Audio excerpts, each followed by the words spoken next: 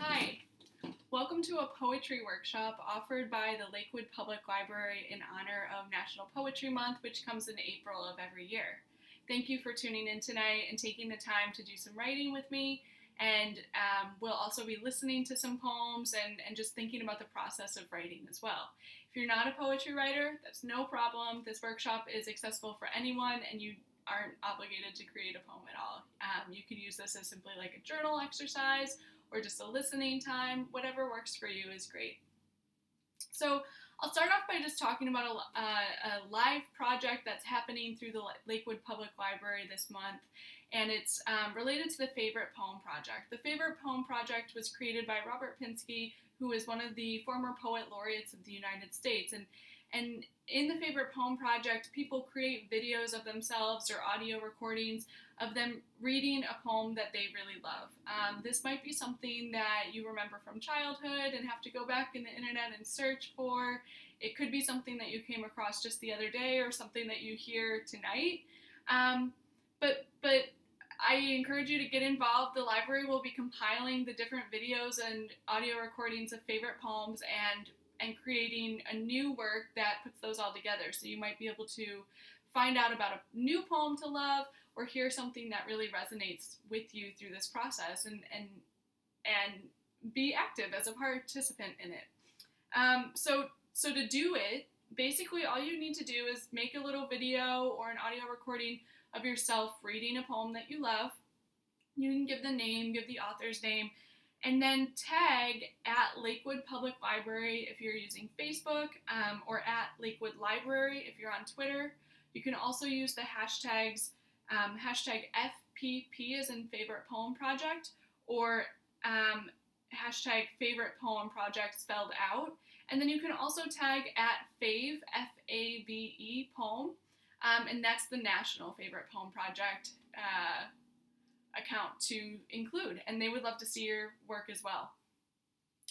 Tonight we're going to be thinking about voices and personas. So persona is typically the character that speaks the poem. So a lot of times we might assume that the voice of the poem comes from the author, but authors always and often, not always I guess, often take on another character's voice and explore that voice through the process of the poem.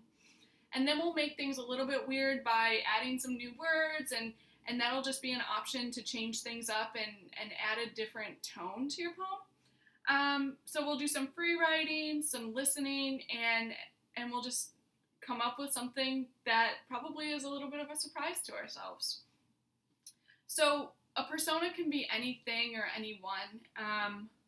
Sometimes it's something non-animate, so it could be like my tea mug, and I just decide to write as though I was the tea mug, and what kind of voice would that be? It could be any kind of voice. So I'll start off by just reading this poem by Louise Glück called Gretel in Darkness. And so in this persona, the voice is coming from Gretel from the story of Hansel and Gretel. Gretel in Darkness. This is the world we wanted. All who would have seen us dead are dead. I hear the witch's cry break in the moonlight through a sheet of sugar. God rewards. Her tongue shrivels into gas.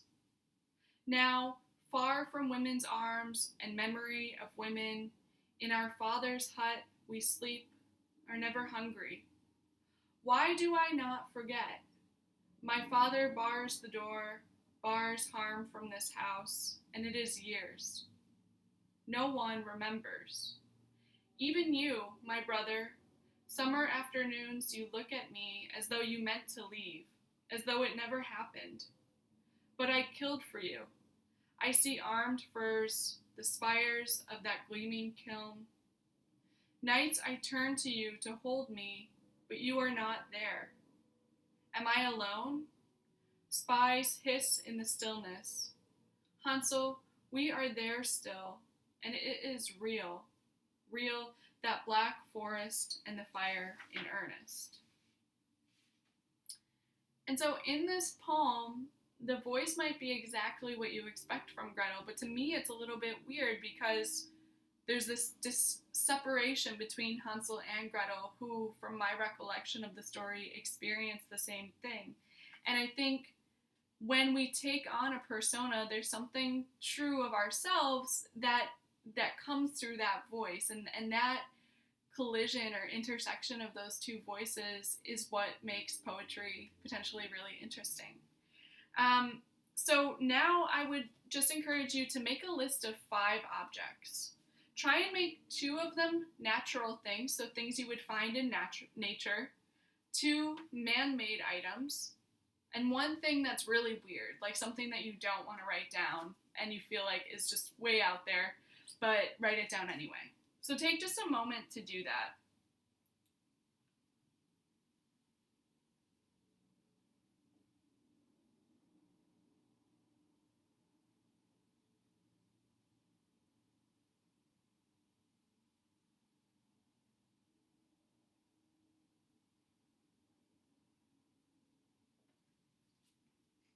Okay, so you might still be working on your list. If that's the case, go ahead and just pause the video and take the time, as much time as you'd like.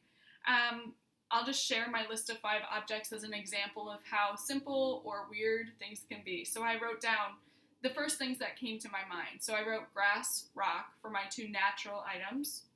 I wrote hand sanitizer, jar, because they're sitting in my line of vision, and they were the first 2 things that came to my mind as man-made. I also think, given this year, hand sanitizer could be a really interesting voice to embody. And then the one weird thing, I looked around and saw what I could see, and I saw deodorant. I thought deodorant's pretty weird. It's weird to think of like a poem taking on the voice of deodorant. So I wrote that down. Okay, so now I'm going to read you another poem. Oh, I'm sorry. Before I do that, how about we take 5 minutes and choose one of the objects from our list and free write from the voice of that object. So go ahead, pause the video, and just take 5 minutes or so, however much time you want. It could be more, it could be less, and take on one of the objects and write from its voice. So, like, what is the blade of grass thinking, or whatever objects you might have.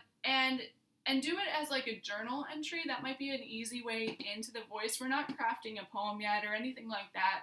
You can if you want. But I would say, like, what would this person's or this thing's diary say? What would it sound like?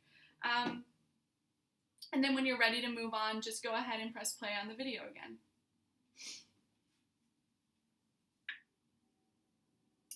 So at this point, you probably spent a few minutes free writing. If you felt like you couldn't get into the voice of the object, go ahead and choose a different one and then come back again to the video. And if you're ready to move on, I'm going to share that gardener poem that I mentioned.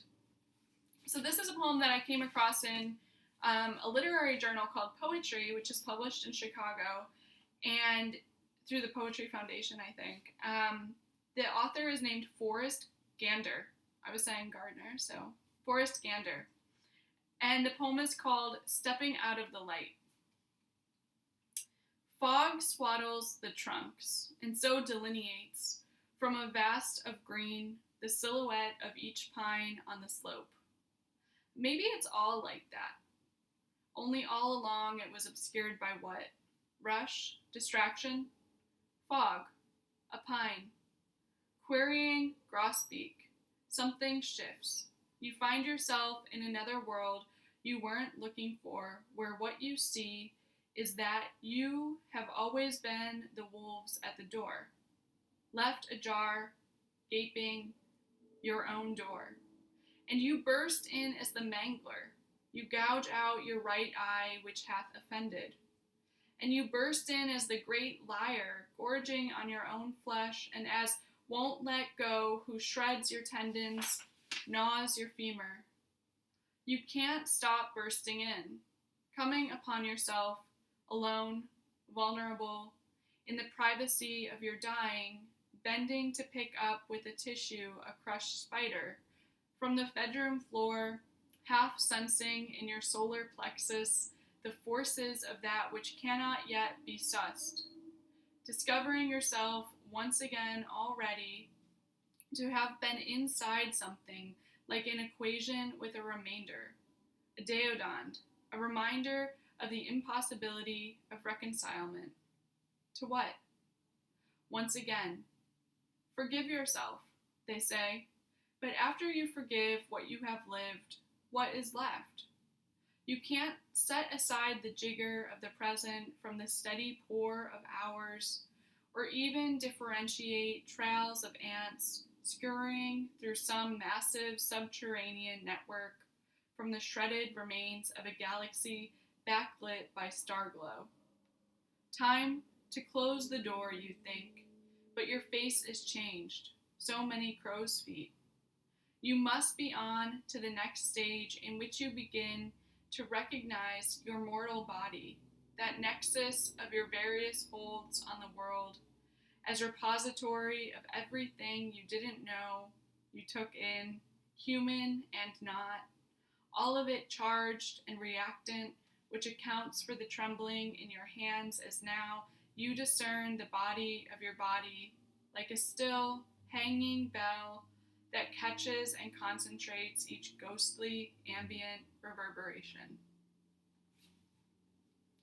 And so I chose this poem for a couple of reasons to include in our workshop. The first reason is that it includes a bunch of words that we don't often hear, that'll come up later in our exercise. And then I think it also is a powerful piece and allows us to sort of separate ourselves from what we were working on in the free write and with the object and pull out for a minute so that we can take a break and let things marinate and find some new inspiration perhaps from this other voice. So now I want you to go back and reread what you wrote from your journal entry. So go ahead, pause the video, or leave it, do whatever you want.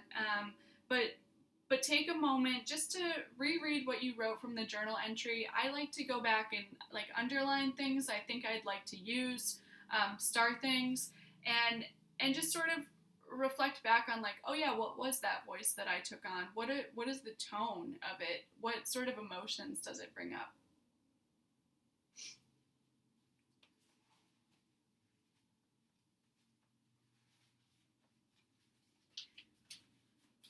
And so now I'm just going to read a little excerpt from this book, The Triggering Town, which is a craft of poetry and writing book by Richard Hugo.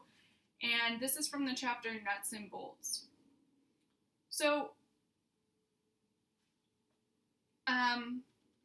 Richard Hugo writes, sometimes the wrong word isn't the one you think it is, but another close by. If annoyed with something in the poem, look to either side of it and see if that isn't where the trouble is. You can seldom be certain of the source of your annoyance, only that you are annoyed. Sometimes you may feel dissatisfied without justification. The poem may be as good as it will get. Often a word is not right, but very close. Dog, hog, gill, gull, hen, hun. So this just sets us up for the next stage of this workshop. So we're going to do this thing that I learned as a 40-word meditation. And so you can either choose the same object or go to a new one in your list if you feel like you weren't sure the journal was going the direction you wanted it to. Go ahead and just choose another object. But if you haven't already downloaded the document from the library or taken that image of the list of 40 words, that's what we're going to be referring to. And so first I'm going to start off by just reading the words to you. And I'll go down the first column and then up to the top of the next one. Sepia, rose, moss, black, white, goldenrod, blank, hazel, indigo, violet. Far, near, upward, downward, left, right, north, west, backward, forward. Absent, present, descent, decent, fragment, meant, bent, entered, vent, sent. Deodand, ablution, confession, offering, atonement, forgiveness, sacrifice, prayer, gift, sacrament. And so maybe you can tell in hearing the words, different feelings come up when you hear the sound of a word. And you might have noticed that each column has its own sort of organization. So the writing exercise for this is to write a poem of 10 lines, and in each line use one word from each of the 4 columns. So you would choose one from the top line, and you might even keep it next to you on the screen if you're using a screen, or in a place where you can see it easily. You might even write down the list if you want to just spend more time with each of those words. But you'll choose one word from each of the 4 columns for each line of your poem. And so take some time to do that. And again, I would encourage you to write from the voice of an object, and just think about choosing a word. You don't have to put that much thought into it, and you could certainly put as much thought into it as you'd like. But what does a line that has the word sepia in it sound like? What comes up? And you can use your journal entry, free write, to help too. You can interweave the two together. So take some time and just write 10 lines using one word from each row in your 10 lines. When you're ready to move on, come back to this video, press play again, and we'll move on.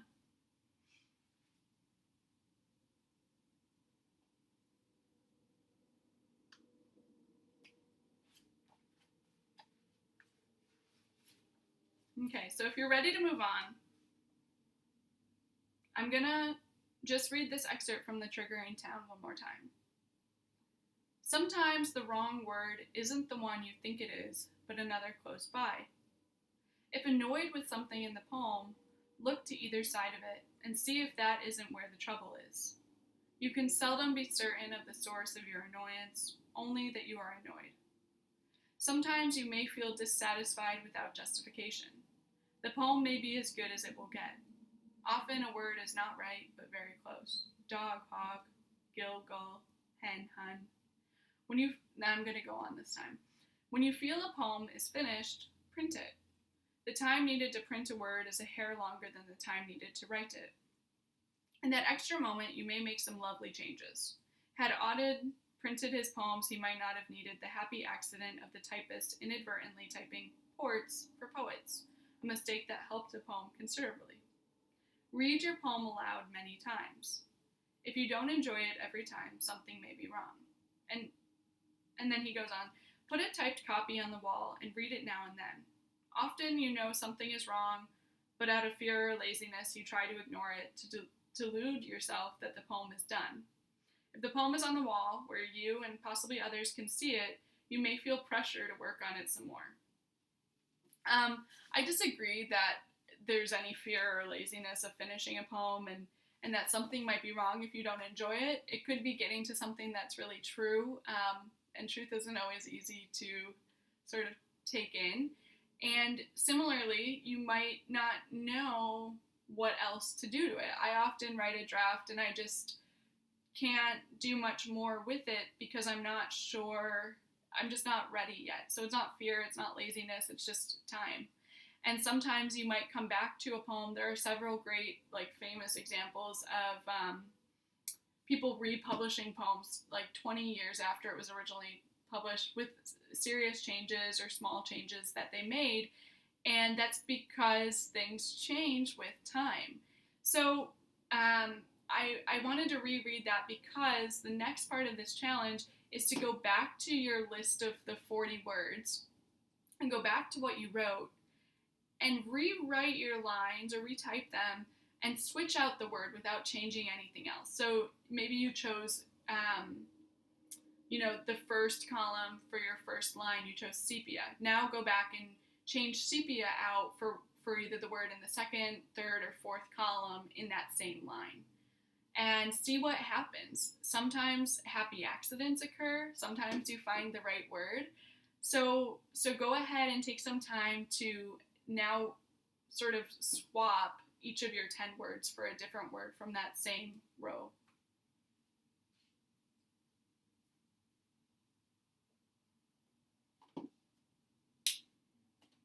Okay, and if you're still here, that means you maybe done that, or maybe you've decided not to because you're happy with what you wrote, and that's wonderful. Moving on from here, maybe you want to, write a line in between each of those lines so that you end up with a poem that's 20 lines long. Maybe you want to type it onto your computer and start using line breaks or creating new line breaks. There aren't any rules, so anything you do from here on out is a wonderful invention and part of the process. I hope that this has been interesting and hopefully fun for you. I encourage you again to record yourself reading a favorite poem, a poem that speaks to you, and to tag the Lakewood Public Library so that we can use that material for the compilation video of favorite poems all across Lakewood and maybe beyond, given the fact that this is online and doesn't know the city limits. Thanks again for joining me, and I hope you have a wonderful Poetry Month.